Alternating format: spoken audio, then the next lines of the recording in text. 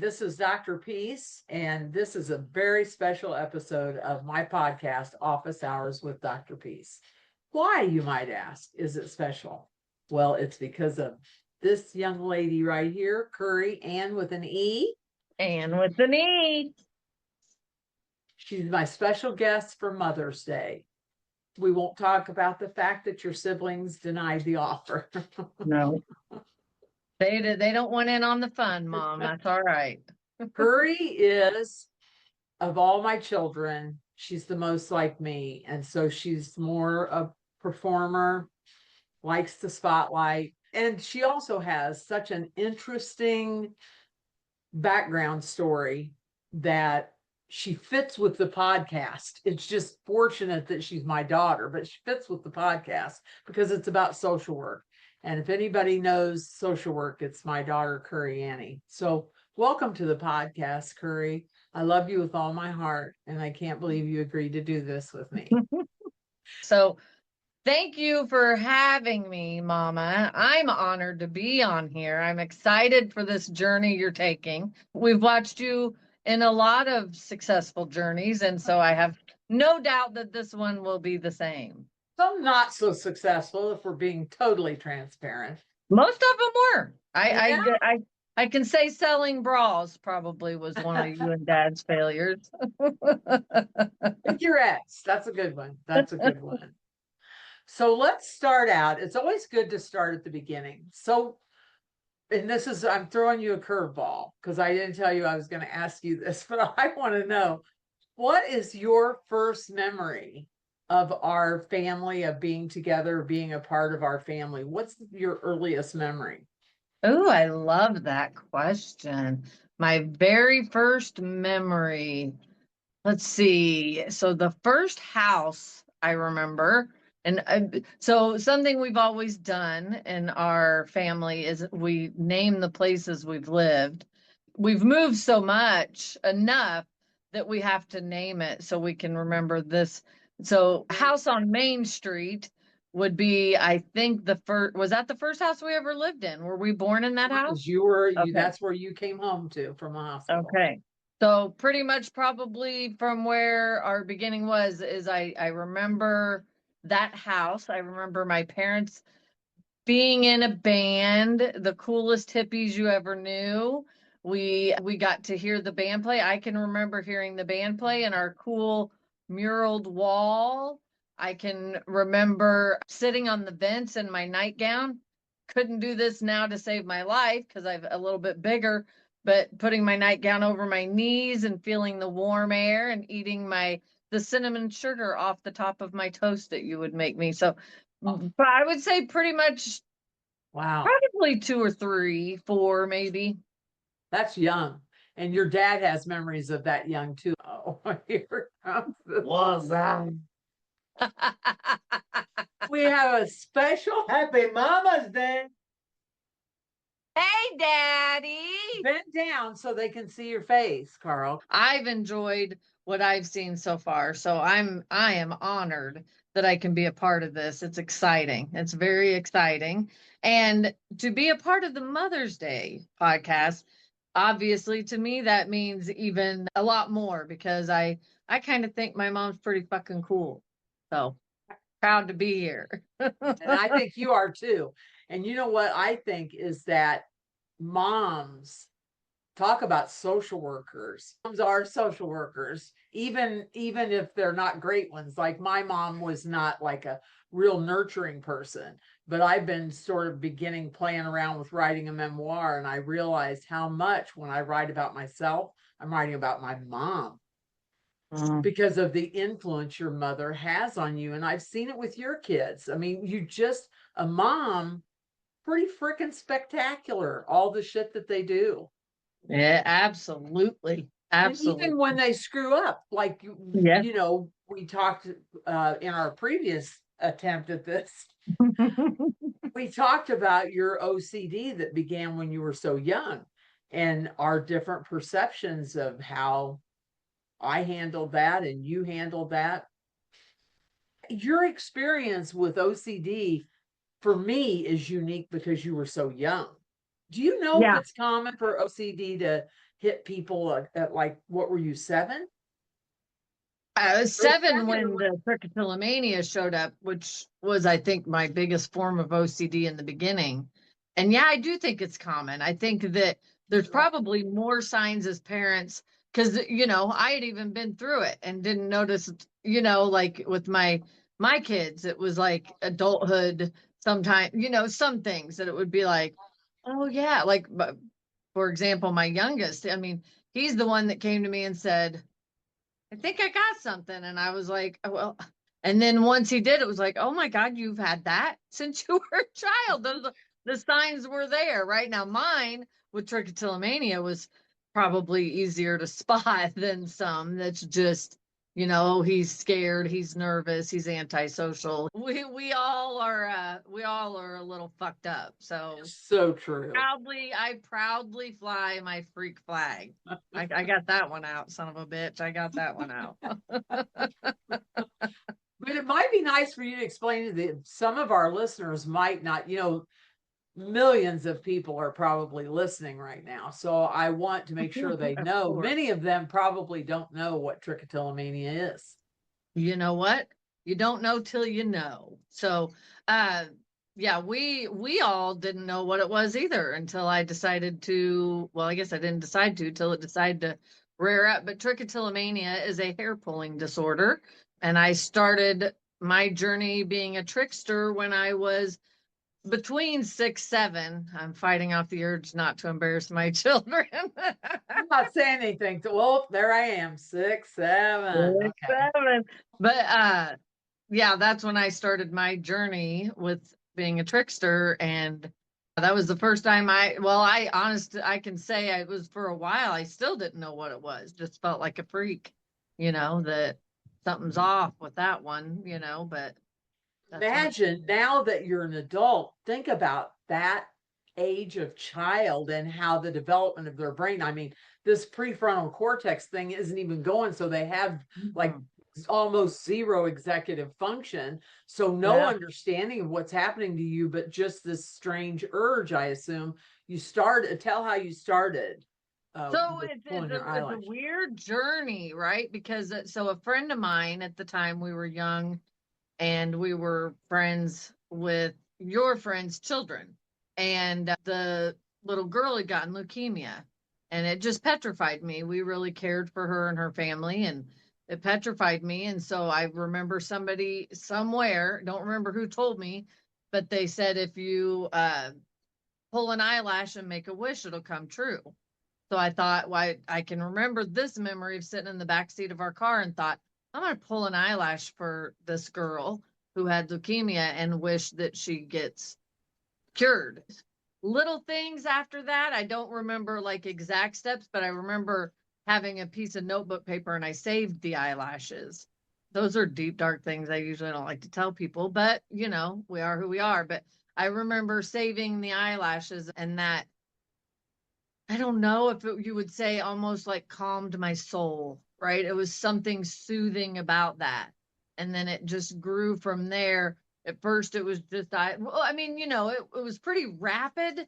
I feel like that I went from eyelashes to hair, but all in trying to hide it. And it's interesting to me that you say, that as children we can't know that. I remember having talks with you guys with, as my parents, and you would say, do you know why?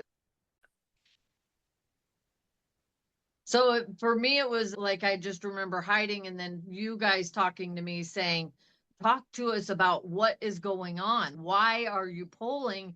And I remember the only thing I could think of back then is, I have no fucking clue why I am, but I think it's a habit because something in me was just like this that soothed me. And coming from a mental disorder that we knew I had after trichotillomania but no clue before, right?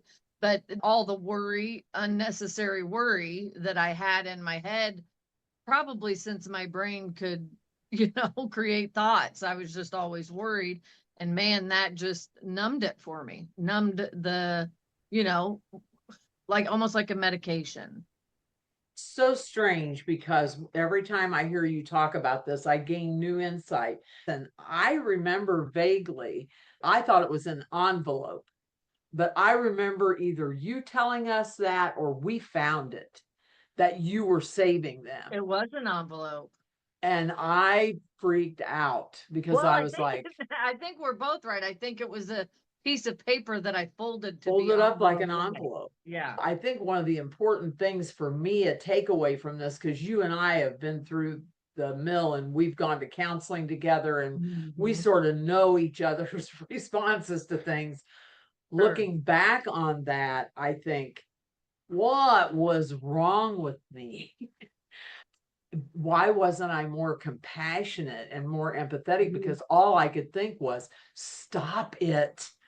You can't do that. You can't put eyelashes in an envelope. There's something wrong with you. I Because didn't say what that I to you, always saw was very loved, very, you but we guys were went, pretty disciplinary about it, weren't we? Like, or no, we I put don't mittens on you. We made you wear a hat. We bought see, you I a perceived it doll. so differently.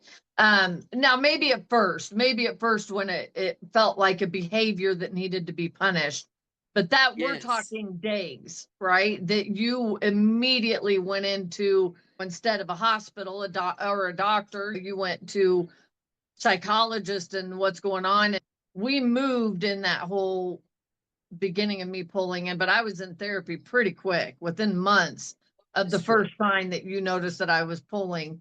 And so I never felt, it just more felt like, because I didn't know what the fuck it was either. I didn't know, like, how could, I mean, it's something that I feel like you just got to give all of us. If there's one thing I've learned at being 50 now, is give yourself grace. Life's a journey. We're all learning.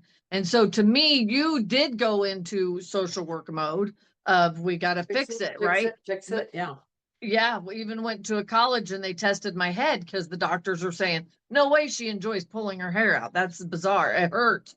So something's got to be wrong with her scalp, right? If somebody enjoys that, which I was intrigued to know, And Yeah. so when they're poking my head and saying, do you feel this? It was like, okay, well, it's not that. No, obviously I feel like sensory, like it feels differently to me than it does other people. But yeah, I Right. always took it as a we journeyed together trying to figure out what it was. So my memory of it has never been negative with the fact of discipline. Like we talked about this before, like the gloves, the nails. I felt special, right? I got fake long nails at 10 years old. I thought I was the coolest 10-year-old ever because I got nails, And so I felt like it was just a journey. The bows, we did bows until the bald spot Yeah. got too big for the bows. I mean, you guys Uh-huh. just tried to hide. Yeah, tried to hide. And But to tried me, to that was, explain it to other people. There's such a mhm, stigma attached to, I think, lots of mental health disorders, but one that is visible, like trichotillomania, really everybody's trying to make sure that our magazine family, you mentioned it briefly a little bit ago, we mhm, get ready to go to church and be like, okay, everybody, mhm. magazine family, everybody smile. We've got on our good clothes and we're all this. And you can't hide a bald head. That's it. That's it. And at one point, you were dang near bald. Ball. Would you have considered it bald? Oh, 100%. I You mean, I had had little pulled the whole sprigs of top of my hair. head was bald. So we had to cut because it wasn't even enough hair around the perimeter of my head to pull up. So we had to cut it short. And yeah, it was completely bald. I mean, we should have been more prepared, but pictures, yeah, I was completely bald. Your little smile. I'm going to post one of the pictures in a link with this because there's one picture of you in Wisconsin when you had on seems like it was a little blue and white top. And like you said, the whole crown of your head was bald and you had no eyelashes and you were just smiling.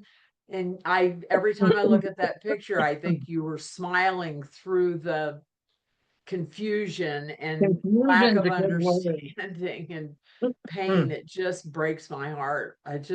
And to hear you say that you perceived still that you were loved is a big deal for me, because Yeah. as a And I parent, feel like, look being at a those parent yourself. pictures. You know, you see a girl, I always smiled. I always played with my Yeah. friends. I mean, testament to my twin who was put on the back burner a lot, especially in the public school system. And I mean, I don't get me wrong, school system, kids, adults that weren't so nice. I mean, I definitely was bullied and made fun of, but my family was my safe spot. When I got home, I didn't worry about being made fun of. I didn't worry about being bald, you know, especially after that first year of learning what the fuck was going on. Home was We always didn't safe. really, at the time that that was happening to you, would have been in the early 80s. And we didn't talk that much No. about bullying. And coming from a generation from the 60s, your dad has said several times he just thought you were being disobedient. Yeah. And both of us were just like, stop it. I thought I was being disobedient. It felt like I was doing something, you know, wrong that I shouldn't be doing. Yeah, but still, even though, like, because internet coming out, obviously we've learned so much more, Right. and I've met people with trichotillomania, still friends to this day with one, but it still baffles me. What is that? Why did I get that? But I'm sure any disease, right? People, they don't want it. Just this one is a weird one. It's a weird one that, you know, well, OCD anything in associated general. with mania. Yeah. OCD in general is kind of strange. I've Yeah. counseled adolescents that would have to, I remember one young person, high school age, that I counseled that had a hole in the left knee of every pair of jeans he wore. And I remember what a breakthrough it was when he told me that he had a compulsion to bow every time he would. I mean, even if he was in a car and they went past a church, he would have to get out and bow 3 times.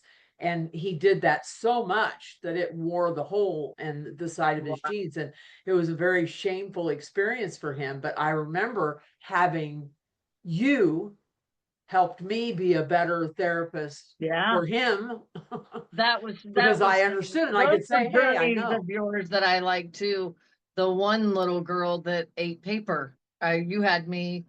We set up a time where me and her could talk, and I was young, well, probably 19. No, I would have been 18 because I was pregnant with Matt. And that, you know, that's just interesting. That's where anybody that goes through shit is just, you know, it makes you who you are. So And Mr. Rogers, and I mean, too many episodes, probably every episode, I end up quoting Mr. Rogers. He said, look for the helpers. And I say the helpers are the people who have seen some shit, they've survived it, they don't have absolutely. no illusion of being perfect. It's like, yeah, I know it's all fucked up. I know I fucked up stuff. I know I did it wrong. And now I just want to be kind and compassionate to other people. I don't, I'm not able to hold that all the time, but I'm especially good at doing it with students or clients or Yeah. children. Well, and let's be honest, because I'm obviously we talk about this, and me and you were I mean, there was me, you, and Corey. We were all kind of extensions of each other, but I definitely turned out so much like you. And we've always been the helpers, the caretakers. That's just our role. But in today's society, I have found with the way the world is and the dumbass motherfuckers out there that sometimes that peace, love, and happiness gets harder to maintain sometimes with some groups of people. But yes, we are people that, you know, it's the same thing I said earlier. If it wasn't one that we edited out, you can't know what you don't know. It's just the truth. So if you ain't seen shit, you're lucky, and to have a very narrow mind like that, you know. But I wouldn't wish what any of us have been through on people, but at the same time, it makes us better people. It makes us who we Adversity are. builds character. It really Yeah, does. If you've yeah. never, and I think everybody's faced some adversity. But to I do have too. an illness like trichotillomania when you're 7, that's a particular kind of journey that causes you to understand things It in a makes different way. you live outside of the box and learn how to live outside of the box. You don't fit societal norms. So that in that way, in a time when our family was really trying to fit societal norms, it's taught me how to embrace my freak side, my freak flag side, right? It really, really has, to where I'm proud of it now. I'm proud of the fact that I to this day do not have eyebrows or eyelashes. I want to, if because millions will watch this, as you say, and I agree. To my fellow tricksters, do not be disguised by the head of hair that you see. And I get emotional, but god damn it, it's a rough ride. I have been bald many times in my life, and I don't want somebody to see my hair and think I'm one of those people that don't understand. I understand, and it's taken me 50 years to get to the point of hair, and there's still, if you were to examine my head, there's still spots because I still pick. But I do not have eyelashes. I do not have eyebrows. I will forever be a trickster. That brought something out. Ooh, does for me too.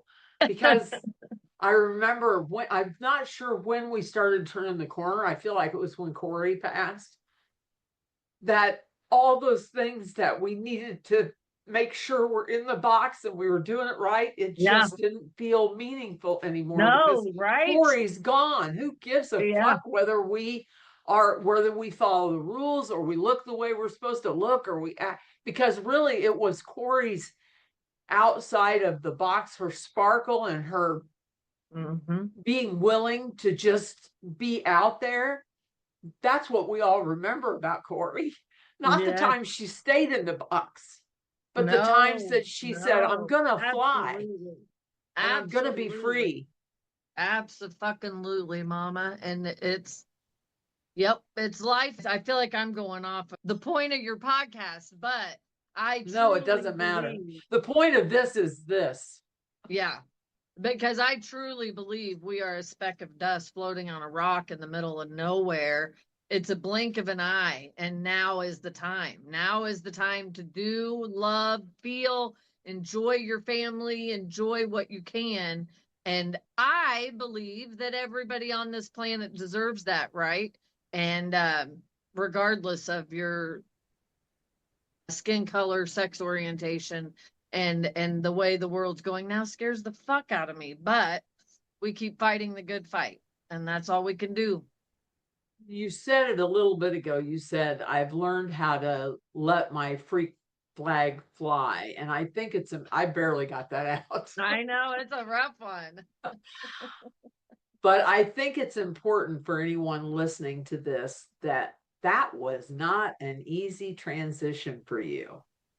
Absolutely. I Absolutely. watched you and I still see you at times wanting to be free, but Mm-hmm. there's still some of that old shit in there Yeah. that it does it to me too.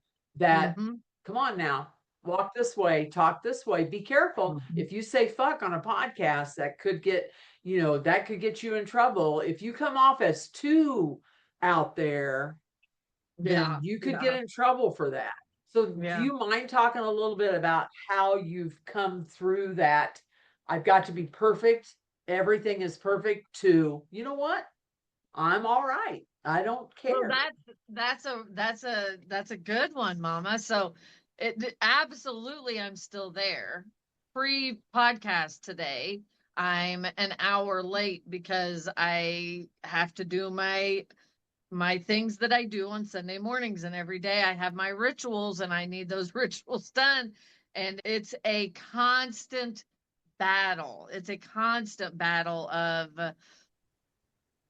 your brain tells you this is what you have to do to be perfect, and I'll tell the audience, but me and mom are daily sending things to each other to encourage each other to come on, smile. We got it good. We got it good, and we got to enjoy it. But I would say, yeah, the journey I don't even know. I think it's always a journey. I think we're always growing, and I think we're always trying to learn, because with these meat suits that we have, the struggle is real. Yeah, so I don't know that I have a quick fix answer for that, other than I truly believe in what you put out there is what you'll get back. And so if you're speaking positivity, that's not going to stop life from happening. That's not going to stop your daughter twin from dying. That's not going to stop cancer. It's the little moments that we have to strive to cling to and enjoy, as me and you both know, is a struggle. Perfection is a myth. It's a lie, and nobody will ever achieve it. And I, tell myself that every day. So true. And at 14 years old, my mom was pretty chaotic and unstable. That she Mhm. was drinking quite a bit and dating a married man. In my life, I would say the overwhelming feeling that I walked around with all the time was fear. Yeah, Just yeah. always afraid. What would happen next? What would happen next? And I was sexually abused when I was like 6 or 7. We got to quit doing that. But very young age, and I didn't remember that until I was 30 when Currie was going to counseling, and her therapist helped me realize that, oh my God, this actually happened to me. But we have both, I at 14 is when I started struggling with anxiety, but on top of your OCD and the trickster stuff, at 8, were you 18 when I took you to that horrible doctor that said, oh, you pull your hair, oh my God. So no, that would have been like 20, 20. 19 or 20. Matt was born. So that would have been like 19 or 20. I'd started pulling again. So hit teenage years, my pulling had kind of slowed down. I've never been at a point where I didn't pull, but teenage years it slowed down. And then after I had Matthew, his sperm donor was an abusive asshole, and which again was something that I would never change because I got my beautiful Matthew, but I started pulling again.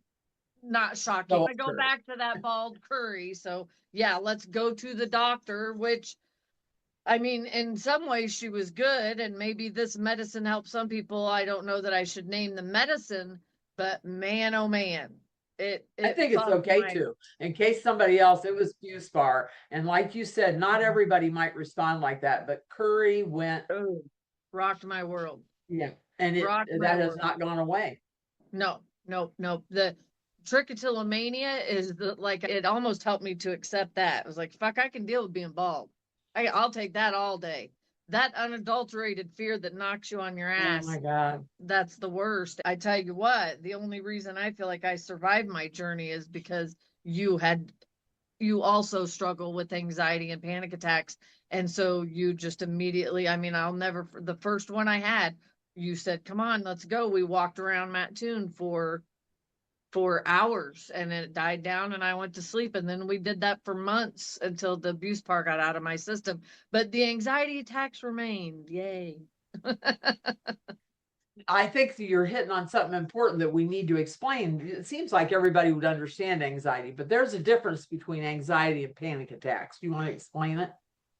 So anxiety for me, the way I would explain it from my journey is the underlining. So you think of a scale from 1 to 10, and I live at about a level 5 almost every second of the day of something's going to happen. Something I don't feel right. What's that pain? That pain's the end.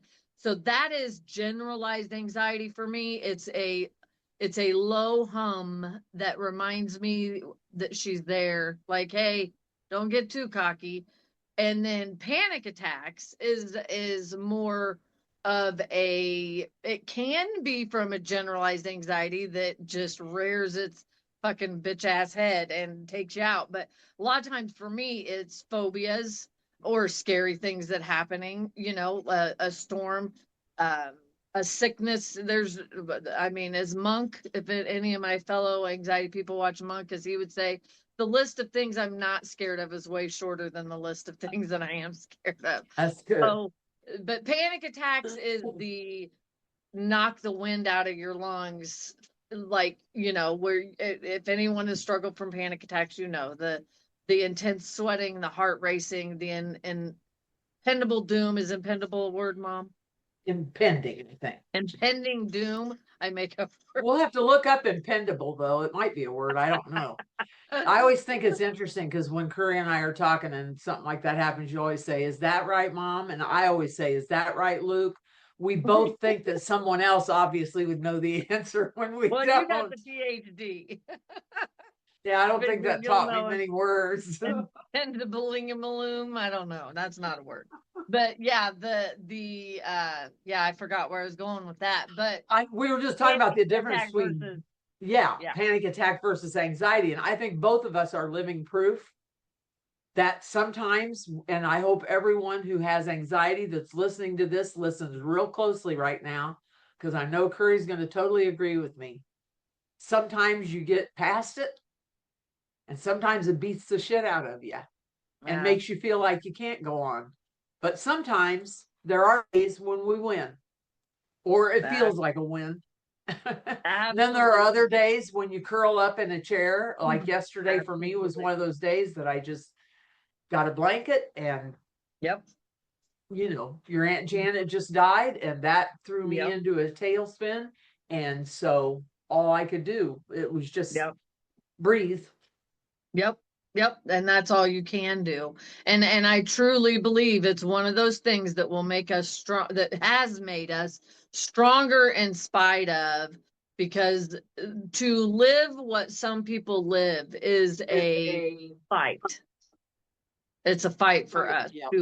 to get through it.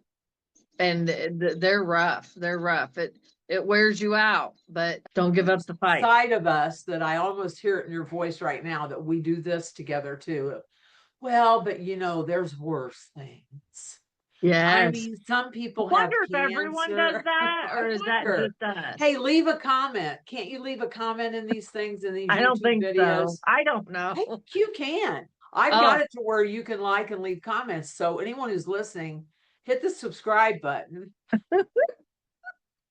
and like.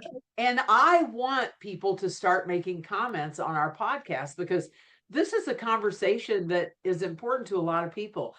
Anxiety and depression are the two biggest mental health disorders in this country. So we need to be talking about the fact that it's still a friggin' stigma. Well, I don't want anybody to know that, Yeah. even me, I get embarrassed sometimes I to do say. too. One thing I've done, Mom, is I've started wearing my pajamas to Walmart. That's one small step towards the giving up that facade of, well, and for me, it's that unless you're a part of my tribe, my immediate family, then people don't usually, I don't know of a couple, if any, in my life that will see me without eyeliner and eyebrows on. And maybe that's something. That's a one to maybe our next podcast. I'll let my freak flag fly even higher and say, because the truth is it is what it is. And like you said, a lot of people can relate to this. Yeah. A lot of people. And in today's world, I feel like we are not going down on those numbers. And I think the shame attached to it has reared its ugly head again. And we started, God damn it, we started to get better. And then this dumbass big bitch orange fucker had to come in, and now he's got us backtracking. Or, well, maybe even, is it backtracking, or these people that are assholes just got their voices because they got a leader? I don't know what it is. But for some reason, it's become acceptable again to be judgmental pricks and put down what they consider the minorities of the world, which I consider them the heroes of the world. The LGBTQ plus community, any people of color, to me, they're the true heroes. Let them fucking stand. And dare I say, women. Give us a chance to rise. Oh, let's get Carl in here. No, don't. Dear God, keep the door closed. No. Currie and her dad do not agree about the influence of misogyny on our world, but it is true. You're right. Everybody knows. I mean, that's really We know that. Yeah. Yeah. Name those statistics you just hit me with the other day about the credit card and the how long ago did we get credit cards? Women get credit cards? Oh my God. Well, it was being allowed to have your own bank account. And wasn't that It's 74? 74 is what we looked it up because Carl didn't believe us. We were talking about it and he said there's no way that was Don't that quote late. me But it was. exactly because I have the memory of a squirrel, but like women in Congress couldn't wear pants till the early 90s. Men were still allowed to rape their wives in some states until 93 or 94. Like that was still legal in some states. Rape, I guess. I don't know what you're legally allowed to say, but I don't know yeah, either. I mean, it's definitely, it's a scary times we live in. Let's just hope that Handmaid's Tale is not coming to life in front of us. Ooh. So true. And in the field of social work, our ethical principles are that we advocate for vulnerable populations. And you just named the kind of vulnerable populations, Mhm. and we always include children in that, but Yeah. people living in poverty. Our job is to advocate for people, and it like you said, it felt like we were going the other way, I or we were know. going to stop that. And I So really believe, I frustrating. have to believe, and I have students tell me this all the time, and I have to believe it. It will turn. The pendulum always swings from right to left, and it will turn, and we will turn it around and be those kind of people that actually care. I mean, we have to Wow. care about other My God, people. we My have God, to. where are we Yeah. going if we don't care about other Yeah. people? Well, I'm a firm believer that I would love for the freaks of the world to overtake it. And whatever. And maybe some people don't like being called that. I proudly, because I'd much rather be a freak than a conservative Christian or a part of the MAGA group, So I take that name and I would never want to put that label on anybody else. But I personally, to me, we used to talk about this all the time. I mean, we would much rather be at the bar drinking and smoking than at a church judging and being a prick, So stand by and that. hanging out with people who don't have the world by the ass, people who are Yeah. poor, people Yeah. who do struggle with mental health disorders, people who have been in jail, people, I mean, Yeah. those are the kind of people we've always gravitated It towards. is I always don't know, our whole there's life. probably some deep psychological No, it's thing called going being on a there. decent fucking human being, and the Yeah, world needs we more could of say that. that too. Mm. Because this is a special Mother's Day episode, I think that we should end it with telling our favorite story of our mother. I'll tell a story about my mom, and you tell a story about your mom, who just happens to be me. Does that sound like God, fun? it sounds amazing. I wish you'd have given me heads up because there's too many. Okay, yeah, same with me. Same with me. But I'm Mhm. going to tell the story that what you be thinking while I tell my Okay. story, because Okay. this is a short one, but it's one I just wrote about yesterday. When I was in the fourth grade, they had, see, it would have been like 1958, probably 59. And women were at home doing all the home type stuff, except for my mom. And she worked in a factory. She was a single mom. At that point in my life, in fourth grade, she wasn't drinking. She had stopped drinking when I was born, so she wasn't drinking. When you think of Currie, Currie is the best reflection of my mom that I ever had here Mm. on earth. Flashy, sparkle, loud, laugh too loud. Anyway, when I was in fourth grade, all the mothers would come for parenting day because, of course, the fathers couldn't come because they were working. And mom came in. The other mothers, like Carl's mom, were dressed like a 1950s woman. And here comes my mom. And Currie, I'm telling you, I can see her coming down that hall. She had on high heels, black high heels, and a blue suit with a skirt. I mean, a really nice blue suit. Her hair was just fixed up so nice. It wasn't, she hadn't dyed it black yet, but she had her hair fixed really nice. Long red nails and the brightest red lipstick and those black eyebrows. Come in that school, just a marching. And I remember thinking, Oh my God. She is like magical. This woman is everything I want to be. And I still feel like I pale in comparison to her ability to storytell, her ability to just live life and let shit fly, all of that.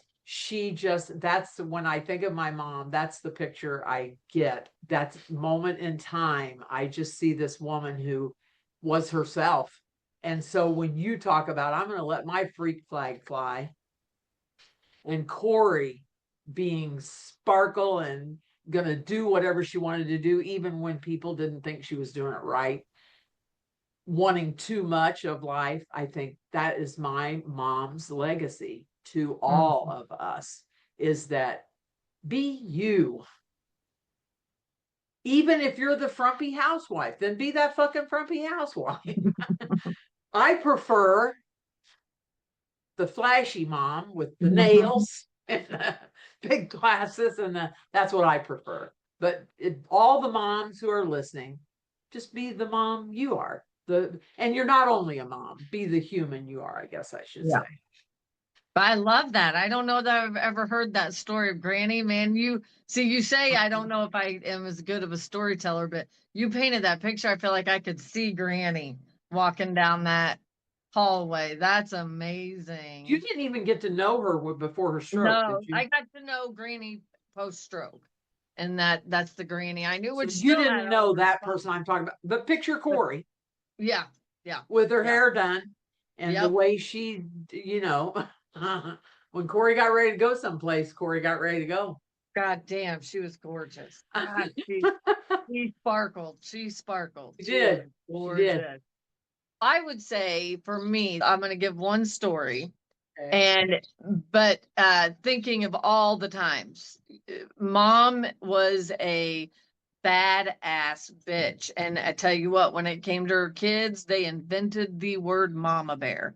And you always felt you knew you were going to get taken care of. It may not have been the pink bike, it might have been a really ugly brown bike, but you were going to get something and you were going to get taken care of.